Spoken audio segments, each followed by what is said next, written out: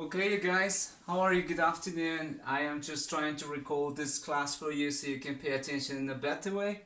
It says the exercise for today to be solved and to understand it is that calculate the pH, right? The pOH and the percentage of ionization for a 0.036 molar of benzoic acid. Very good for understand this moment. You just have to underline what you're looking for whenever you're reading any exercise. One, two, and three things you're supposed to calculate today. And also you've got data. So first of all, as I told you before when we started to solve some of these exercises, is the data. So first of all, we need to obtain the data in here, right? What is the data for this exercise, which is very important. First of all, we're going to talk about an acid. Which is the acid we're talking about in this moment? The acid is, it says it is benzoic acid. Okay, that's very important. Benzoic acid. So this is an acid. Definitely we're going to talk about hydronium. Also, what is the molarity? It says that the molarity is 0.0, right? 36 moles per liter, which is the same thing for molar. Okay, so good to know that part.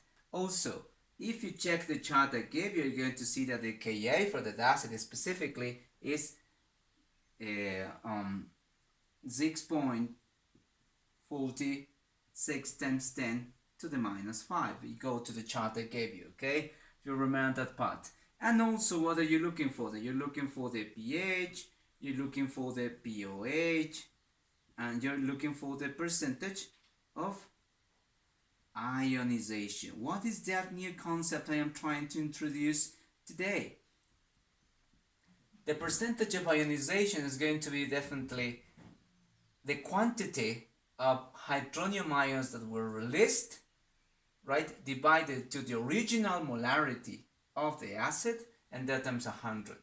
So it's pretty easy. It's just what is the percentage that actually was released? Since why is that?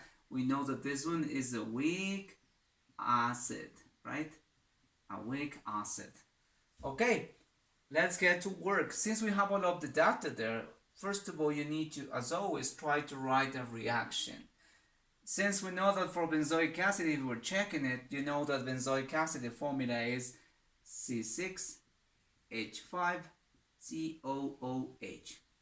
Okay? If you get that part, you're supposed to write that. Then let's write the formula. C6H5COOH, and you add it plus water because we're going to put it in solution. If you do so, then you're going to obtain the following. Since this is an acid, a weak acid but still an acid, this donates to the water. What? This hydrogen. And then you're going to obtain in the other side hydronium plus C6H5COO, which is the minus there, right? So this is your conjugate acid, this is your conjugate base, and this is the acid and the base as we remember from previous classes. If you understand that, then you work for the other part, which is you write the Ka. How do you obtain the Ka? If you remember that, Ka is to be done always, right? This one times this one divided to the acid. I am using Ka because I'm talking about an acid. If it would be a base, I would do divided to the base and stuff. In the case for this is Ka. So the Ka will be always, right, the conjugate acid times the conjugate base and all of that divided to the acid, right? If it is stronger, weak acid and stuff like that. Well, I'm not going to use the space for that one because you already know that part. But you could do the following. You could do that this. You could write in this moment H3O, right, times C6H5COO minus, and all of that divided to the acid, right, C6H5COO, right, H, which is the acid at the beginning, but minus what was released in here, okay? Minus, you could put the X as I told you before. What is going to be X? I'm about to explain that. As you can see, this acid is going to be released into this and this.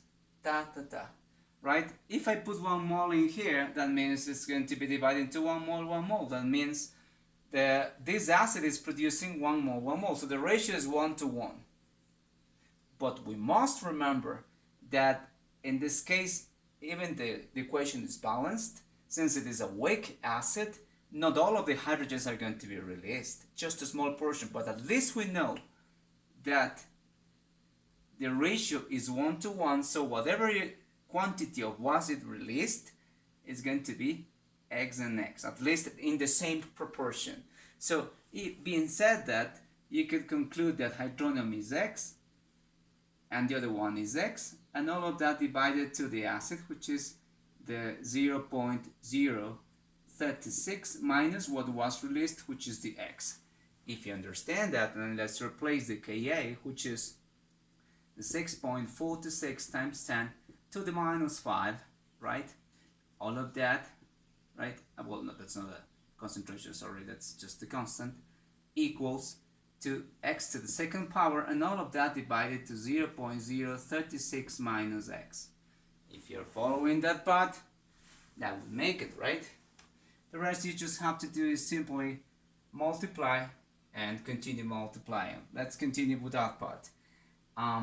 Well, all of this, since it's being divided, goes to the other side multiplying, so let's copy that. 6.46 times 10 to the minus 5, and all of that multiplied times 0.036 minus x, all of that equals to the second power. Now what I need to do is just pass all of this to the other side, but first of all, finish this to multiply. Being said, this times this, all of this times this, and all of this times x. Okay, like simple math, you know that part, right? So if I multiply this times this by doing into the calculator, 6.46 times 10 to the minus 5 times 0.036 is going to give you 2.33, right, times 10 to the minus 6. You're just checking into your calculators. You can pause the video in this moment and check it there. And I'm going to use parentheses because it says minus all of that value.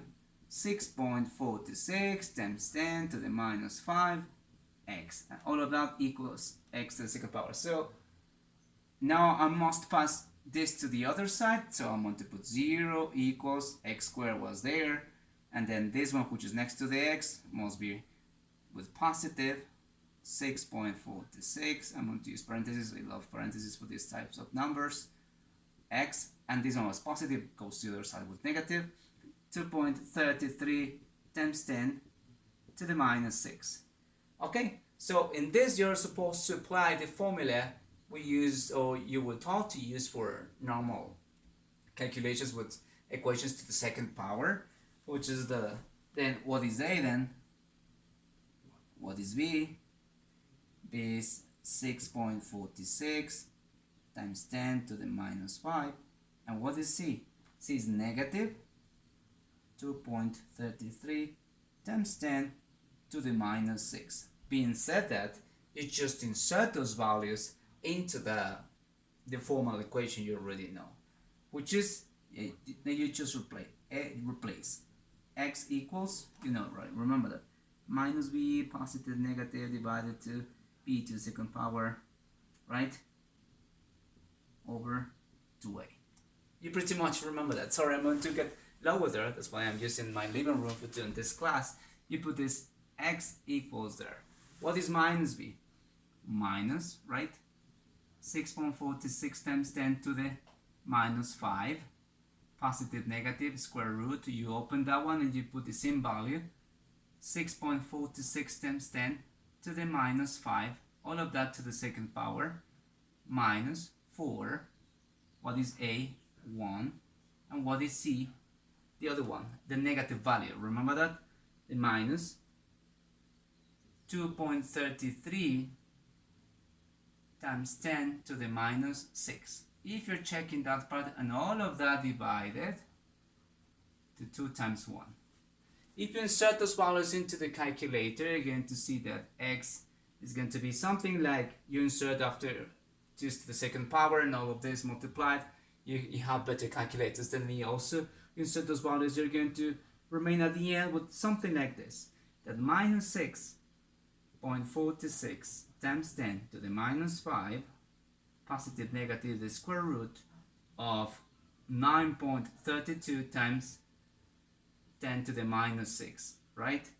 And all of that divided to 2. So you're going to obtain two values, as you can see. One is going to be positive, the other going to be negative. The negative we do not care, but we're going to show you. So x1 is going to be 1.493 times 10 to the minus 3, and the x2 is going to be minus 1.557 times 10 to the minus 3. So no one cares about that one. What we do care is the positive value, right?